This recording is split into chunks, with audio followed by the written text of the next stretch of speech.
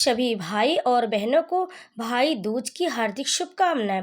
भक्तों, आज हम सुनेंगे भाई दूज की संपूर्ण कथा, जिसके सुनने से भाई की आयु लंबी होती है और बहन हमेशा सुखी और हमेशा प्रसन्न रहती है। तो भक्तों, भाई दूज का त्यौहार भाई और बहन के अटूट प्रेम और विश्वास का प्रतीक है। इसीलिए बहनें अपने भाई की दीर्घायु के लिए भाई दूज का व्रत धारण करती हैं और विधि विधान से पूजा करके भाई दूज की कथा का श्रवण करती हैं। जो भी इस कथा का श्रवण अंत तक करे, उसके भाई की आयु लंबी हो। भाई दूज का त्योहार हर साल कार्तिक महीने में तृतीया तिथि के दिन मनाया जाता है। तो भक्तों, भाई दूज का त्योहार 2025 में 23 अक्टूबर दिन बृहस्पतिवार के दिन मनाया जाएगा। इस दिन बहन अपने भाई को तिलक लगाकर उनकी लंबी आयु की कामना करते हुए व्रत धारण करेंगी और विधि विधान से पूजा करेंगी, ताकि उनके भाई की आयु हमेशा लंबी रहे, वह भाई दीर्घायु बने। इसी कामना से भाई दूज का त्योहार मनाया जाता है। तो पूजन समाप्त करने के बाद शुभ मुहूर्त में भाई को बहनें तिलक लगाती हैं। भैया दूज के दिन कई लोग बहन यमुना और भाई यमराज की कहानी सुनते और कहते हैं, भाई दूज की पूजा बिना कथा का श्रवण किए अधूरा माना जाता। इसलिए इस दिन पूजन के दौरान इस कथा का श्रवण अवश्य करना चाहिए और अंत तक करना चाहिए। तो भक्तों, चलिए सुनते हैं भैया दूज की कथा। एक बुढ़िया माई थी, उसके 7 बेटे और एक बेटी थी। बेटी की शादी हो चुकी थी। जब भी उसके बेटे की शादी होती, फेरों के समय एक नाग आता और उसके बेटे को डसकर चला जाता। बेटे की वह मृत्यु हो जाती और बहू विधवा हो जाती। इस तरह उसके 6 बेटे मर गए।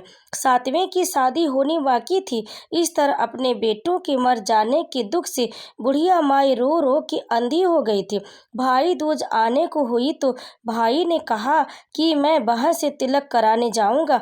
माँ ने कहा ठीक है। उधर जब बहन को पता चला कि उसका भाई आ रहा है तो वह खुशी से पागल होकर पड़ोसन के घर गई और पूछने लगी कि जब बहुत प्यारा भाई घर आए तो क्या बनाना चाहिए। पड़ोसन उसकी खुशी को देखकर जल भुन गई और कह दिया कि दूध से रसोई लेप, घी में चावल पका। बहन ने ऐसा ही किया। उधर भाई जब बहन के घर जा रहा था तो उसे रास्ते में सांप मिला। सांप उसे डसने को हुआ। भाई बोला, तुम क्यों मुझे डस रहे हो? सांप बोला, मैं तुम्हारा काल हूँ और मुझे तुमको डसना है। भाई बोला, मेरी बहन मेरा इंतजार कर रही है। मैं जब तिलक करा के वापस लौटूंगा तब तुम मुझे डस लेना। सांप ने कहा, भला आज तक कोई अपनी मौत के लिए लौट के आया है जो तुम आओगे? भाई ने कहा, अगर तुझे यकीन नहीं है तो तू मेरी झोली में बैठ जा।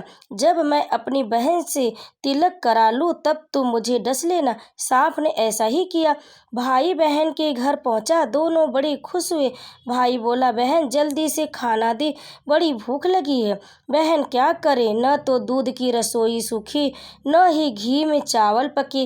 भाई ने पूछा, बहन इतनी देर क्यों लग रही है? तू क्या पका रही है? तब बहन ने बताया कि ऐसे ऐसे किया है। तब भाई बोला, पगली, कहीं घी में भी चावल पके हैं या दूध में कोई रसोई लिपे हैं? गोबर से रसोई लीप, दूध में चावल पका। बहन ने ऐसा ही किया। खाना खा के भाई को बहुत जोर की नींद आने लगी। इतने में बहन के बच्चे आ गए। बोले, मामा मामा हमारे लिए क्या लाए हो? भाई बोला, मैं तो कुछ नहीं लाया। बच्चों ने वह झोला ले लिया जिसमें सांप था। जैसे उसे खोला उसमें से हीरे का हार निकला। बहन ने कहा, भैया तूने बताया नहीं कि तू मेरे लिए इतना सुंदर हार लाए हो। भाई बोला, बहना तुझे पसंद है तो तू ले ले, मुझे हार का क्या करना। अगले दिन भाई बोला, अब मुझे जाना है, मेरे लिए खाना रख दे। बहन ने उसके लिए लड्डू बना के एक डिब्बे में रख के दे दिए। भाई कुछ दूर जाकर थक कर एक पेड़ के नीचे सो गया। उधर बहन के बच्चों को जब भूख लगी तो माँ से कहा कि खाना दे दो। माँ ने कहा, खाना अभी बनने में देर है। तो बच्चे बोले कि मामा को जो रखा वही दे दो। तो वह बोली, बोली कि लड्डू बनाने के लिए बाजरा पीसा था, वही बचा पड़ा है चक्की में, जाकर खा लो। बच्चों ने देखा कि चक्की में तो सांप की हड्डियां पड़ी हैं। यही बात माँ को आकर बताई तो वह बावली सी होकर भाई के पीछे भागी। रास्ते पर लोगों से पूछती कि किसी ने मेरा गैल बाटोई देखा, किसी ने मेरा बावड़ा सा भाई देखा। तब एक ने बताया कि कोई लेटा तो है पेड़ के नीचे, देख ले वही तो नहीं। भागी भागी पेड़ के नीचे पहुंची, अपने भाई को नींद से उठाया। भैया भैया, कहीं तूने मेरे लड्डू तो नहीं खाए? भाई बोला, ये ले तेरे लड्डू नहीं खाए मैंने, ले दे के लड्डू ही तो दिए थे। उसके भी पीछे पीछे आ गई। बहन बोली, नहीं भाई तू झूठ बोल रहा, जरूर तूने खाया है, अब तो मैं तेरे साथ चलूंगी। भाई बोला, तू न मान रही तो चल फिर। चलते चलते बहन को प्यास लगती है, वह भाई को कहती है कि मुझे पानी पीना। भाई बोला, अब मैं यहाँ तेरे लिए पानी कहाँ से लाऊं? देख दूर कहीं चील उड़ रही है, चली जा, वहाँ शायद तुझे पानी मिल जाए। तब बहन वहां गई और पानी पीकर जब लौट रही थी तो वो रास्ते में देखती है कि एक जगह जमीन में 6 शिलाएं गड़ी है और एक बिना गड़े रखी हुई है। उसने एक बुढ़िया से पूछा कि ये शिलाएं कैसी हैं? उस बुढ़िया ने बताया कि एक बुढ़िया है, उसके 7 बेटे थे, 6 बेटे तो शादी के मंडप में ही मर चुके हैं, तो उनके नाम की ये शिलाएं जमीन में गड़ी हैं। अभी 7वें की शादी होनी बाकी है, जब उसकी शादी होगी तो वह भी मंडप में ही मर जाएगा, तब यह 7वीं शिला भी जमीन में गड़ जाएगी। यह सुनकर बहन समझ गई कि ये शिलाएं किसी और की नहीं बल्कि उसके भाइयों के नाम की है। उसने उस बुढ़िया के अपने 7वें भाई को बचाने का उपाय पूछा। बुढ़िया ने उसे बतला दिया कि वह अपने 7वें भाई को कैसे बचा सकती है। सब जानकर वह वहां से अपने बाल खुले करके पागलों की तरह अपने भाई को गालियां देती हुई चली। भाई के पास आकर बोलने लगी, तू तो जलेगा, कूटेगा, मरेगा। भाई उसके ऐसे व्यवहार को देखकर चौंक गया, पर उसे कुछ समझ नहीं आया। इसी तरह दोनों भाई बहन माँ के घर पहुंच गए। थोड़े समय के बाद भाई के लिए सगाई आने लगी, उसकी शादी तय हो गई। जब भाई को सेहरा पहनाने लगे तो वह बोली, क्यों इसको क्यों सेहरा बांधेगा? सेहरा तो मैं पहनूंगी, ये तो जलेगा, मरेगा। सब लोगों ने परेशान होकर सेहरा बहन को दे दिया। बहन ने देखा उसमें कलंकी की जगह सांप का बच्चा था। बहन ने उसे निकाल के फेंक दिया। जब जब भाई घोड़े चढ़ने लगा तो बहन फिर बोली, ये घोड़ा पर क्यों चढ़ेगा? घोड़ी पर तो मैं चढ़ूंगी, मैं बैठूंगी, ये तो जलेगा, मरेगा, इसकी लाश को चील कौवे खाएंगे। सब लोग बहुत परेशान, सब ने उसे घोड़ी पर भी चढ़ने दिया। अब जब बारात चलने को हुई तब बहन बोली, ये क्यों दरवाजे से निकलेगा? ये तो पीछे के रास्ते से जाएगा, दरवाजे से तो मैं निकलूंगी। जब वह दरवाजे के नीचे से जा रही थी तो दरवाजा अचानक गिरने लगा। बहन ने एक ईंट उठाकर अपनी चुनरी में रख ली, दरवाजा वहीं की वहीं रुक गया। सब लोगों को बड़ा अचंभा हुआ। रास्ते में एक बारात रुकी तो भाई को पीपल के पेड़ के नीचे खड़ा कर दिया। बहन कहने लगी, ये क्यों छाँव में खड़ा होगा? ये तो धूप में खड़ा होगा, छाँव में तो मैं खड़ी होंगी। जैसे ही वह पेड़ के नीचे खड़ी हुई, पेड़ गिरने लगा।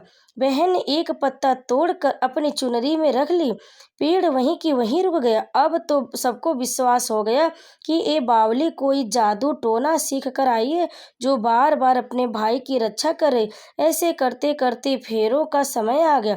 जब दुल्हन आई तो उसने दुल्हन के कान में कहा, अब तक तो मैंने तेरे पति को बचा लिया, अब तू ही अपने पति को और साथ ही मेरे मरे हुए जेठों को बचा सकती है। फेरों के समय एक नाग आया, वो जैसे ही दूल्हे को डसने को हुआ, दुल्हन ने उसे एक लोटे में भर के ऊपर से प्लेट से बंद कर दिया। थोड़ी देर बाद नागिन लहर लहर करती आई। दुल्हन बोली, तू मेरा पति छोड़ दे। दुल्हन बोली, पहले तू मेरा पति छोड़। नागिन ने कहा, ठीक है, मैंने तेरा पति छोड़ा। दुल्हन, ऐसे नहीं, पहले 3 बार बोल। नागिन ने 3 बार बोला, फिर बोली कि अब मेरे पति को छोड़। दुल्हन बोली, एक मेरे पति से क्या होगा? हंसने बोलने के लिए जेठ भी तो होना चाहिए, एक जेठ भी छोड़। नागिन ने जेठ के भी प्राण छोड़ दिए। फिर दुल्हन ने कहा, एक जेठ से लड़ाई हो गई तो एक और जेठ वो विदेश चला गया तो तीसरा जेठ भी छोड़। इस तरह एक एक करके दुल्हन ने अपने 6 जेठ जीवित करा लिए।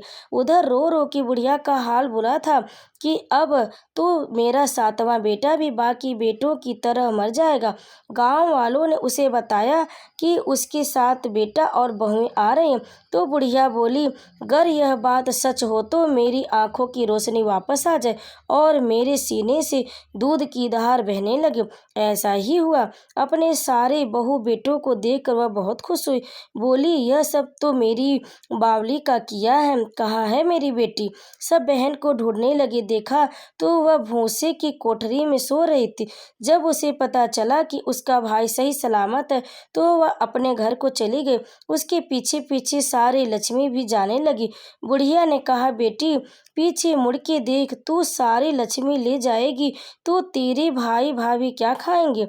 तब बहन ने पीछे मुड़ के देखा और कहा, जो माँ ने अपने हाथों से दिया वह मेरे साथ चल, बाद बाकी का भाई भाभी के पास रहे।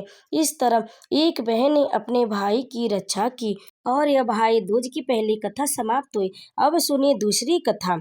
सूर्य की पत्नी संज्ञा से 2 संतानें थीं, पुत्र यमराज तथा पुत्री यमुना। संज्ञा सूर्य का तेज सहन न कर पाने के कारण अपनी छाया मूर्ति का निर्माण कर उन्हें ही अपने पुत्र पुत्री को सौंप कर वहां से चली गई। छाया को यम और यमुना से अत्यधिक लगाव तो नहीं था, किंतु यमुना अपने भाई यमराज से बड़ा स्नेह करती थी। यमुना अपने भाई यमराज के यहाँ प्रायः जाती और उनके दुख सुख की बातें पूछा करती तथा यमुना यमराज को अपने घर पर आने के लिए भी आमंत्रित करती, किंतु व्यस्तता तथा अत्यधिक दायित्व के कारण वे उसके घर न जा पाते थे। एक बार कार्तिक शुक्ल द्वितीया को यमराज अपनी बहन यमुना के घर अचानक जा पहुंचे।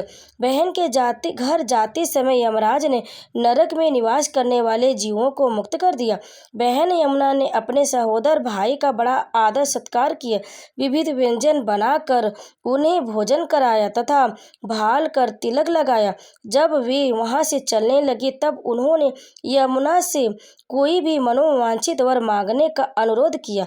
यमुना ने उनके आग्रह को देखकर कहा, भैया यदि आप मुझे वर देना ही चाहते हैं तो यही वर दीजिए कि आज के दिन प्रतिवर्ष आप मेरे यहाँ आया करेंगे और मेरा आतिथ्य स्वीकार किया करेंगे। इसी प्रकार जो भाई अपनी बहन के घर जाकर उसका आतिथ्य स्वीकार करे तथा इस दिन जो बहन अपने भाई को टीका करके भोजन खिलाए उसे आपका भय न रहे।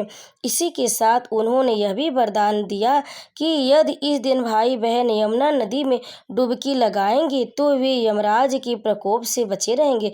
यमुना की प्रार्थना को यमराज ने स्वीकार कर लिया। तभी से भाई बहन का यह त्योहार मनाया जाने लगा। भैया दूज त्योहार का मुख्य उद्देश्य भाई बहन के मध्य सद्भावना तथा प्रेम तथा एक दूसरे के प्रति निष्कष्ट प्रेम को प्रोत्साहित करना है। भैया दूज के दिन ही 5 दिनों तक चलने वाले दीपावली उत्सव का भी समापन हो जाता है। इस दिन अगर अपनी बहन न हो तो ममेरी, फुफेरी या मौसेरी बहनों को उपहार देकर ईश्वर का आशीर्वाद प्राप्त कर सकते। जो पुरुष यम द्वितीया को बहन के हाथ का खाना खाता है उसे धर्म, धन, अर्थ, आयुष्य और विविध प्रकार के सुख मिलते। साथ ही यम द्वितीया के दिन शाम को घर में बत्ती जलाने से पहले घर के बाहर 4 बत्तियों से युक्त दीपक जलाकर दीपदान करना भी फलदायी होता है। भाई दूज एवं रक्षाबंधन दोनों ही भाई व बहन के बीच मनाया जाने वाला बहुत ही प्रेम पूर्ण पर्व है। दोनों में पूजा करने के नियम भी लगभग समान ही। रक्षाबंधन में पहले बहनें अपने भाई की कलाई पर रक्षा सूत्र बांधती, जबकि भाई दूज के दिन माथे पर तिलक लगाते। भाई दूज पर मुख्यतः भाइयों का अपनी विवाहित बहनों के घर जाकर तिलक लगवाते हैं, जबकि रक्षाबंधन के दिन बहनें अपने भाई के घर आकर राखी रक्षा सूत्र बांधती है। तो बस यही है रक्षाबंधन और भाई दूज में अंतर, लेकिन दोनों ही त्योहारों में भाई बहन के प्रेम को दर्शाया गया है। जो भी बहन श्रद्धा और भक्ति के साथ भाई दूज के दिन अपने भाई को तिलक लगाती हैं, उनको अपने हाथों से भोजन कराती है, मिठाई खिलाती है, तो उनके भाई की का आयु दीर्घायु होता है और जीवन में सफलता मिलता है। भाई हमेशा आगे बढ़ते, तरक्की होती, सुख समृद्धि प्राप्त करते हैं और सुखी जीवन जीते हैं। इसीलिए बहनें अपने भाई के मंगल कामना के लिए भाई दूज का त्योहार मनाती हैं और उनकी विधि विधान से पूजा करके उन्हें भोजन कराती हैं। और भाई भी बहन को उपहार में कुछ भी दे सकते हैं। भाई भी उसके बदले, टीका के बदले कुछ उपहार में देते हैं। इस तरह से भाई दूज का त्योहार भी मनाया जाता है। तो भक्तों, माताओं और बहनों, भाई और बहनों, कथा को अंत तक सुनने के लिए आप सभी का बहुत बहुत धन्यवाद। आप सभी भाई और बहनों को भाई दूज की हार्दिक शुभकामनाएं।